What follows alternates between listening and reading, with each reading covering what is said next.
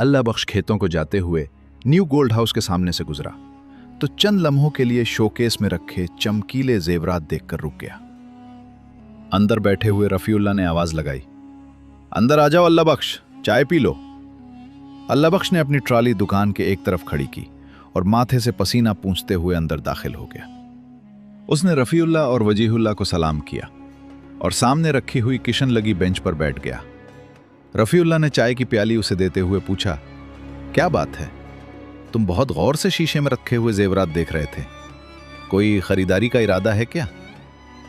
अरे नहीं, हमारे पास इतने पैसे कहाँ, अल्लाह बख्श ने चाय का घूंट भरते हुए कहा। दाल रोटी ही चल जाए तो गनीमत है, अभी तो फसल होने वाली है, उधर फसल पक्की उधर खर्चे पूरे। सही कह रहे हो, महंगाई बहुत हो गई है, रफीउल्लाह ने कहा। अब तो लोग पुराने जेवर ही पॉलिश करा के नए करा लेते हैं, नए तो कम ही बनते हैं। रफीउल्लाह, हर हाल में अल्लाह का शुक्र अदा करना चाहिए, वजीहुल्लाह ने अपने छोटे भाई की सरजनिश की। बहुत सूसे अच्छे हैं। अच्छा जी, इजाजत। अल्लाह बख्श ने चाय की प्याली शीशे के काउंटर पर रखी और सलाम करके बाहर निकल आया। बाहर आकर उसने अपनी ट्राली पकड़ी और खेतों की तरफ चल दिया। मेहराब पूरा एक छोटा सा देहाती गांव था जहां ज्यादातर किसान आबाद थे, जो सारा साल अपनी जमीनों पर मेहनत करते फसल उगाते थे। गांव के वसत में एक छोटा सा बाजार था जिसमें मुख्तलिफ साजो सामान फरोख्त करने वालों ने दुकानें बना रखी थीं। कोई दर्जी था, कोई जूते मुरम्मत करता था, एक बड़ी दुकान ज़रई आलात की थी, एक नसीमुल्लाह की दुकान भी थी, कुरियाने की, जिसमें दाल, मसाले, घी, तेल और ज़रूरत की दीगर चीज़ें भी फरोख्त होती थीं। इन्हीं दुकानों में न्यू गोल्ड हाउस, सोने चांदी के जेवरात की दुकान भी थी। अल्लाह बख्श को सोने के जेवरात अच्छे लगते थे। जब वो छोटा था तब भी अपने बाप के साथ बाजार से गुजरते हुए न्यू गोल्ड हाउस की शीशे की अलमारी में रखे सोने के सुनहरे जेवरात उसको बहुत अच्छे लगते थे, मगर वो हमेशा दुकान के आगे से सलाम दुआ करके गुजर जाते थे। उसे याद था कि एक मर्तबा उसके बाप ने फसल बहुत अच्छी होने पर उसकी मां के लिए चांदी के 2 कंगन खरीदे थे। इस खरीदारी के लिए भी उसने अपने बाप को अक्सर रात में बार बार छोटे छोटे नोट और रेजगारी गिनते हुए देखा था। जब वो कंगन दुकान से खरीद कर निकले थे तब उसने अपने बाप से पूछा था, अब्बा, तुमने वो सुनहरे वाले कंगन क्यों नहीं खरीदे? मुझे वो पसंद है। बेटा, वो बहुत महंगे हैं, हम नहीं खरीद सकते। लेकिन क्यों? अल्लाह बख्श ने ठिंक कर पूछा। बेटा, वो पीले रंग के सुनहरे जेवरात सोने के हैं, वो इतने महंगे हैं कि हम जैसे गरीब लोग बस देख सकते हैं। उसके बाप ने बताया और कहा, जब तुम थोड़े बड़े हो जाओगे तो फिर हम दोनों मिलकर मेहनत करेंगे, दुगने पैसे कमाएंगे, फिर पैसे जमा करके सोने के जेवरात खरीदेंगे। उसके बाप ने समझाया। ठीक है, अल्लाह बख्श ने जवाब दिया और दिल ही दिल में फैसला किया कि वो बहुत सारे पैसे जमा करेगा और सोने के जेवरात खरीदेगा। मगर उसके लिए बड़ा होना जरूरी था और बड़ा होने के लिए इंतजार करना पड़ता है। लिहाजा वो इंतजार करने लगा अपने बड़े होने का। दिन गुजरते रहे, अल्लाह बख्श बड़ा हो गया। अब उसके जूते छोटे हो गए थे, इसलिए जूते खरीदने के लिए बचत में से पैसे निकालने पड़े। अल्लाह बख्श कोशिश करता कि अपने अब्बा से किसी जाती जरूरत के लिए पैसे ना मांगे, मगर अब्बा और अम्मा को न जाने कैसे खबर हो जाती थी कि उसे किसी चीज की जरूरत है। पुरानी किताब की जगह नई किताब आ जाती, पुराने और फटे हुए बस्ते की जगह नया बस्ता आ जाता। जब भी कोई चीज नहीं आती तो अल्लाह बख्श का अपने अब्बा से सवाल होता, अब्बा, ये तो हमारी बचत में से आया है, फिर हम कैसे जेवर लेंगे? अल्लाह बख्श का अब्बा, जो बहुत लंबा था, झुक जाता, अपने सख्त खिरदरे हाथों की उंगलियों से उसके गाल थपथपाते हुए प्यार से कहता, यारे, तू फिक्र न कर, तुझे इन पैसों जेवरात की फिक्र पड़ी है, मगर मेरा जेवर तो है। तू पढ़ लिख कर निखर सनवर के सोने से ज्यादा कीमती बन जाएगा। उसकी मां हंसने लगती, उनके पूरे कच्चे घर में अम्मा की हंसी गूंजने लगती। दूर बंधी हुई बकरी अपना सर जोर जोर से हिलाती तो उसके गले में बंधी घंटी भी बजने लगती, जैसे वो भी हंस रही हो। ईद, बकरे ईद, कोई भी त्योहार होता, अल्लाह बख्श मिलने वाले पैसे संभाल कर रख लेता। उस पर अम्मा उसे डांटती, ले भाई, उसकी उम्र के लड़के बाले चीजें खाते हैं, शरबत पीते हैं, बिस्किट टाफी लेते हैं, मगर उस पर तो बस पैसे जमा करने की धुन सवार रहती है। अल्लाह बख्श अच्छा बच्चा था, सब सुनता था लेकिन जवाब नहीं देता था। बस ये से सोचता कि पैसे जमा करूं और खूब जमा करूं। इन्हीं दिनों गांव के करीब ही चक 5 में जश्न आजादी के सिलसिले में मेला लगा। इस मेले में जहां बहुत से खेल, तमाशे, झूले, मौत का कुआं, सर्कस, घोड़ों के किरतब थे, वहीं पहलवानों का दंगल भी था। इस मेले की चारों तरफ खूब मशहूरी की गई थी। तांगे पर पहलवानों के बड़े बड़े रंगीन पोस्टर लगाकर जगह जगह कुश्ती का ऐलान किया जा रहा था। गांव के सबसे बड़े जमींदार चौधरी अल्लाह वसाया ने जीतने वाले पहलवान के लिए सोने के ताज का ऐलान किया था। इस ऐलान ने चारों तरफ खलबली मचा दी थी। इस सोने के ताज की तैयारी का काम न्यू गोल्डन हाउस को दिया गया था। उन्होंने ताज की खूबसूरत सी तस्वीरें बनाकर जगह जगह लगाई थीं। तस्वीर में सोने का सुनहरी ताज इतना खूबसूरत और हसीन लग रहा था कि अल्लाह बख्श का जी चाहा कि तस्वीर में से ही हाथ बढ़ाकर उठा ले, मगर तस्वीर में से कोई चीज कहां निकल सकती है। बस वो सोने के ताज की सुनहरी तस्वीर पर हाथ फेर कर रह गया, मगर हाथ फेर कर भी उसको बहुत अच्छा लगा, बड़ा मजा आया। रात भर वो ताज को अपने ख्वाब में देखता रहा। अल्लाह अल्लाह करके कुश्ती के मुकाबले का दिन आ गया। कई पहलवान आसपास के इलाकों से सोने के ताज के लिए मुकाबले में हिस्सा लेने आए थे। दंगल वाले मैदान में लोगों का ठट लगा हुआ था।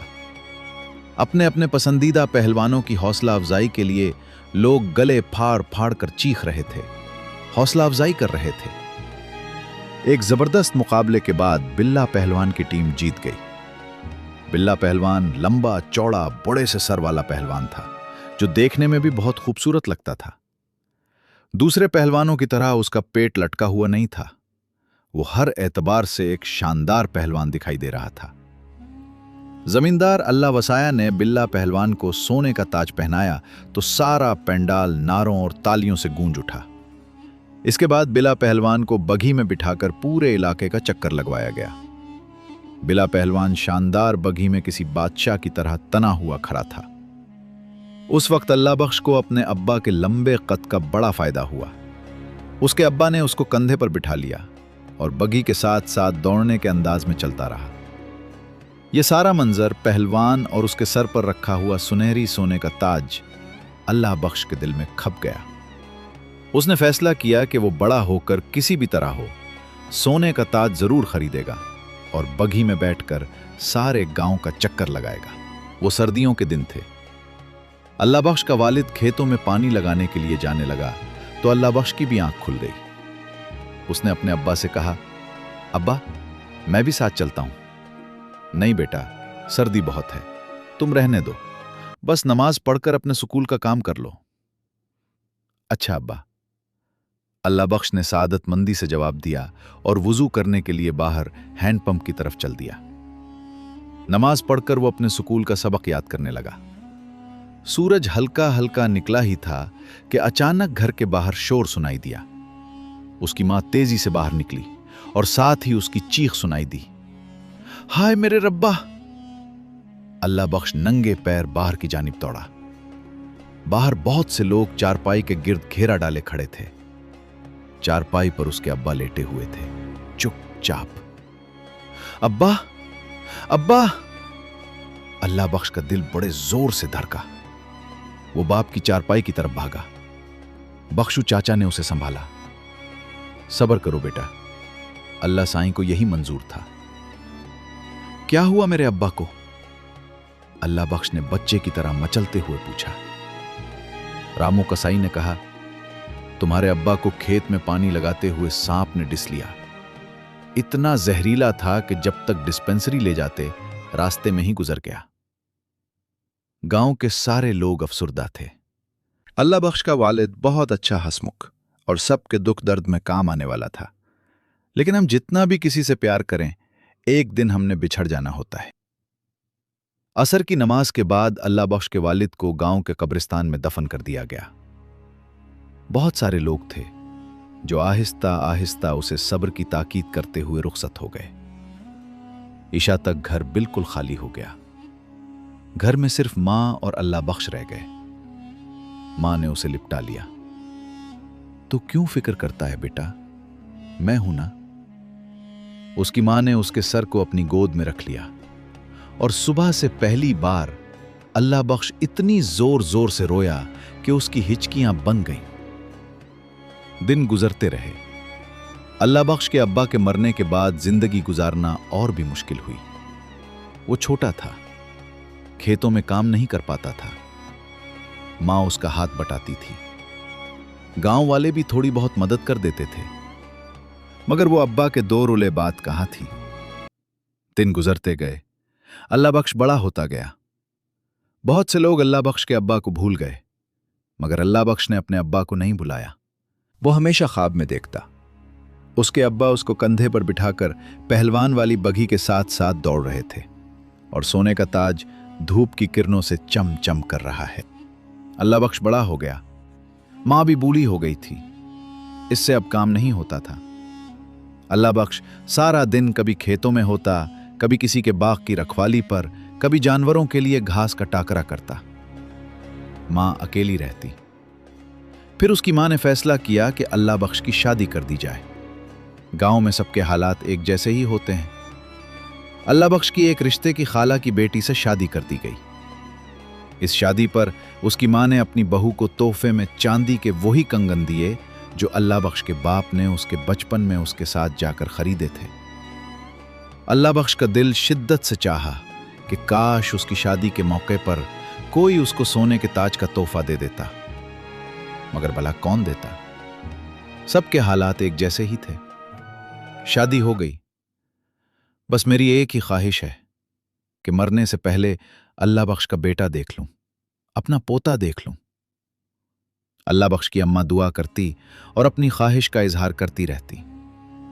अल्लाह बख्श हंसता और सोचता, अल्लाह मियां बस मेरी मां को अच्छा कर दें, इससे ज्यादा मुझे और क्या चाहिए। अल्लाह मियां ने मां की सुन ली और अल्लाह बख्श के हां एक खूबसूरत सा बच्चा पैदा हुआ। इसकी खुशी इतनी थी कि उसने सोने के ताज के लिए बचाए हुए पैसों को बच्चे के कपड़ों, खिलौनों और गांव भर में लड्डू बांटने में खर्च कर दिए। तब अल्लाह बख्श को एहसास हुआ कि अब्बा को उसके ऊपर पैसे खर्च करने पर क्यों हंसी आती थी। वो खुशी की हंसी होती थी। कहते हैं कि वक्त अपने आप को दोहराता है। ऐसा ही अल्लाह बख्श के साथ हुआ। इसका बेटा 4.5 साल का ही हुआ था कि अल्लाह बख्श भी खेतों में पानी लगाते हुए सांप के डसने से फौत हो गया। हस्बे मामूल गांव की डिस्पेंसरी में सांप के कांटे की वैक्सीन नहीं थी। मरते वक्त अल्लाह बख्श की आंखों में 2 ही तस्वीरें थीं, एक अपने बेटे रसूल बख्श की और दूसरी तस्वीर सोने के सुनहरी ताज की। अल्लाह बख्श को अपने वालिद के साथ गांव के कब्रिस्तान में दफन कर दिया गया। अल्लाह बख्श के मरने के बाद जिंदगी और भी मुश्किल हो गई। अल्लाह बख्श की बड़ी ख्वाहिश थी कि बेटे को पढ़ाए लिखाए, मगर जब खाने को लाले पड़े हों तो पढ़ाई लिखाई कहां सूझती है। गांव के मौलवी साहब ने अल्लाह बख्श की बीवी से कहा, बेटी अगर स्कूल नहीं भेज सकती हो तो मस्जिद भेज दिया करो। कुरान पढ़ लेगा तो उर्दू पढ़ना भी आ जाएगी, वरना गलियों में फिर फिर के आवारा हो जाएगा। बात अल्लाह बख्श की बीवी की समझ में आ गई। दूसरे ही दिन उसने नहा धुलाकर सपारा पढ़ने मस्जिद में बिठा दिया। नूरानी कायदा मौलवी साहब ने अपने पास से मुहैया कर दिया। दिन गुजरते रहे। अल्लाह बख्श के बेटे रसूल बख्श का जहन अच्छा था। उसने 6 माह में नूरानी कायदा खत्म कर लिया और 1.5 साल में कुरान मजीद नाजिरा खत्म कर लिया। मौलवी साहब रसूल बख्श को अपने बेटे की तरह चाहते थे। उन्होंने कहा, अगर तुम कुरान शरीफ हिफ्ज कर लो तो बहुत अच्छा होगा, तुम्हारा जहन बहुत अच्छा है। रसूल बख्श हिफ्ज करने में जित गया। दिन रात सुबह शाम वो बस हिफ्ज करने में लगा रहता। 9 बरस की उम्र में उसने कुरान मजीद हिफ्ज कर लिया। जिस दिन उसका हिफ्ज मुकम्मल हुआ वो मस्जिद से फारिग होकर बाप की कब्र पर गया। उसके अब्बा अल्लाह बख्श और दादा करीम बख्श की कब्रें साथ साथ थीं। वो कब्र के पांव की तरफ बैठ गया। उसने बड़ी खुशुलहानी से एहसाले सवाब के लिए सूरतुर रहमान की तिलावत शुरू की। कब्रिस्तान की शाम, ठंडी ठंडी हवा, तिलावत का सुरूर। पता नहीं कब और कैसे रसूल बख्श की आंख लग गई। उसने देखा एक बहुत बड़ा दरबार लगा हुआ है जिसमें सैकड़ों लोग मौजूद हैं और एक जानिब बहुत खूबसूरत हीरे मोतियों से जुड़ी कुर्सी रखी है। फिर उसने देखा कि उसके अब्बा अल्लाह बख्श निहायत खुश खुश सफेद रंग के शानदार जोड़े में आ रहे हैं। उनके दाएं बाएं बहुत से लोग हैं। वो सब आकर कुर्सी तक रुक जाते हैं। फिर उनमें से एक बुजुर्ग शख्स जिसकी सफेद बर्राक सी दाढ़ी थी आगे बढ़ता है और उसके अब्बा को हाथ पकड़ के कुर्सी पर बिठा देता है। इसके बाद एक दूसरा शख्स एक निहायत खूबसूरत थाल में एक चमकता दमकता सोने का नकरई ताज लेकर आता है जिस पर सुर्ख, सफेद, नीले रंग के हीरे जवाहिरात लगे हैं। वो आदमी जिसने रसूल बख्श के वालिद अल्लाह बख्श को कुर्सी पर बिठाया था, वो थाल में से सोने का ताज उठा के अल्लाह बख्श के सर पर रख देता है। जैसे ताज अल्लाह बख्श के सर पर रखा जाता है, तमाम हाजरीन अल्लाह बख्श को मुबारकबाद देने लगते हैं। अल्लाह बख्श सबको मुस्कुरा मुस्कुरा के देख रहा है। उसके चेहरे से खुशी और मुसर्रत छिलकती पड़ी है। अचानक एक शख्स तेजी से गुजरते हुए रसूल बख्श से टकराता है। रसूल बख्श ने उसका हाथ पकड़ के पूछा, यह क्या हो रहा है? मेरे अब्बा को ताज किस लिए पहनाया जा रहा है? तुम्हें नहीं मालूम? उस शख्स ने हैरत से कहा, तुम्हारे अब्बा को ताज तुम्हारी वजह से पहनाया जा रहा है। लेकिन क्यों? रसूल बख्श ने हैरान होकर पूछा, मैंने ऐसा क्या किया है? तुमने कुरान मजीद हिफ्ज किया है और जिस बच्चे ने कुरान मजीद हिफ्ज किया होता है, अल्लाह ताला उसके वालिदैन को बुलंद मर्तबा अता करते हैं, उसको ताज अता करते हैं। वो ये कहकर तेजी से आगे बढ़ गया। अचानक रसूल बख्श की आंख खुल गई। पता नहीं कहां से हल्की हल्की भैनी भैनी खुशबू आ रही थी, ऐसी ही खुशबू जो रसूल बख्श ने कुछ देर पहले ख्वाब में महसूस की थी। उसके अब्बा अल्लाह बख्श की सोने का ताज पहनने की ख्वाहिश पूरी हो गई थी।